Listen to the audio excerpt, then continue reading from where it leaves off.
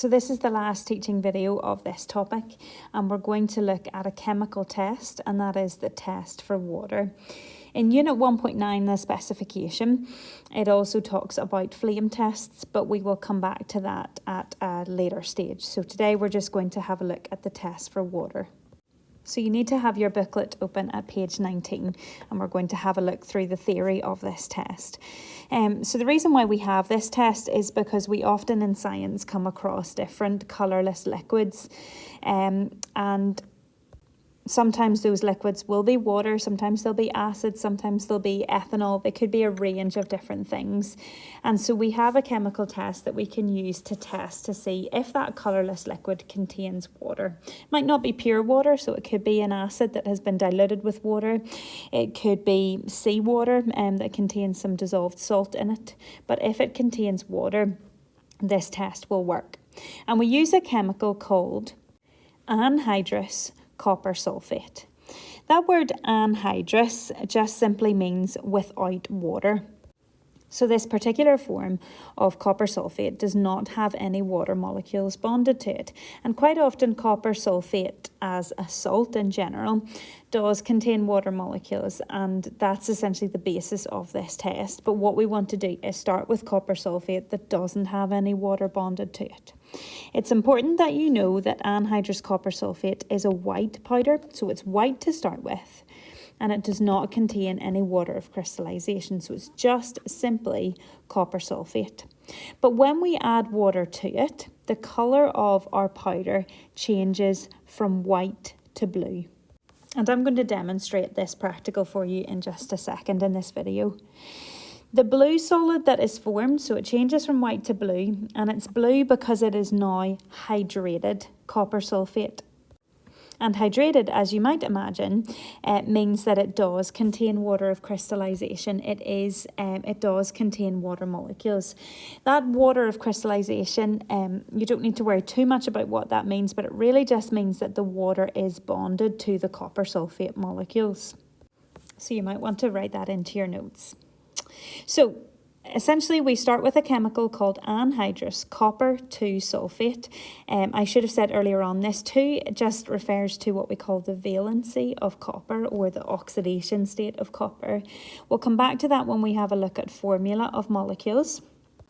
But for now, you need to learn that as part of the full name of this chemical. So if you were asked in an exam, what is the test for water, you have to give that a full name. Anhydrous, because that means the really important fact that it's without water to start with. And then copper 2 sulfate. What you've got down below is a word equation to represent this reaction. Anhydrous copper 2 sulfate plus water gives us hydrated copper 2 sulfate. I'm going to write in the balance symbol equation underneath, but don't panic about this. We haven't covered the skill of writing balance symbol equations yet. That's something we'll do in our next topic. So just fill this in your notes so that it is complete. So copper sulfate, anhydrous copper sulfate with no water to start with, has the formula Cu, which is for copper, SO4, and that SO4 part is the sulfate molecule. Again, don't worry about how we got that formula for now. Plus water, and it's actually, it bonds with 5 water molecules, so it's plus 5 H2O. Again, don't worry too much about those numbers for now. And then we form hydrated copper sulfate. How we show that they have bonded to each other is that we write the formula of copper sulfate, CuSO4. We then do like a big full stop, and that just means that these water molecules are bonded. And then we write the 5H2O. Again, don't worry too much about how we've come up with that, and we'll come back to that in our next topic. And then right at the bottom, you just have essentially your method as such. So if you were asked in an exam, how would you test something to see if it had water in it? And what you would do is you would add a few drops of the liquid or solution to be tested to anhydrous copper sulfate on a watch glass. And if water is present, the white powder will change to blue hydrated copper sulfate, or the powder will change from white to blue. So it's important that you know that method, so that if you were asked in an exam, you could quote that. So now I am going to demonstrate this practical so that you can see this chemical test for yourself. So we're going to now do our last practical demo of this topic, which is the test for water. And as we discussed in the theory part of the video, we use the chemical anhydrous copper sulfate. That anhydrous part of the word just means that it is without water, and the copper sulfate is the chemical name of the substance. So we're going to try out this chemical test now. You'll notice that my bottle of copper sulfate, there it is in there.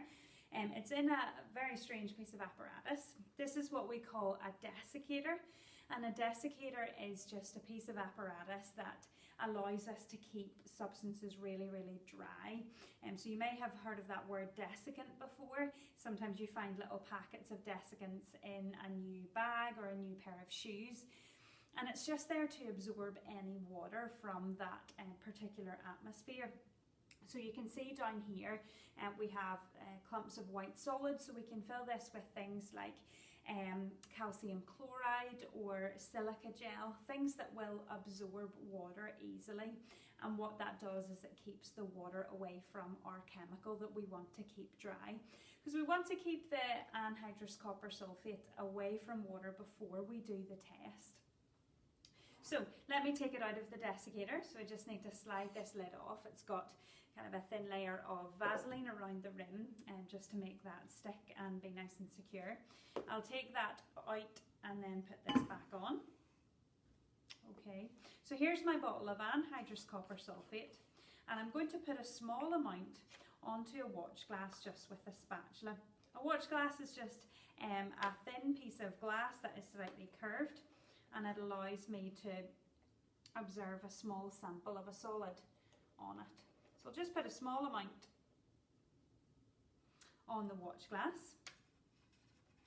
I'll put the lid back on my copper sulfate and put it back in the desiccator, just to keep it away from any possible source of water.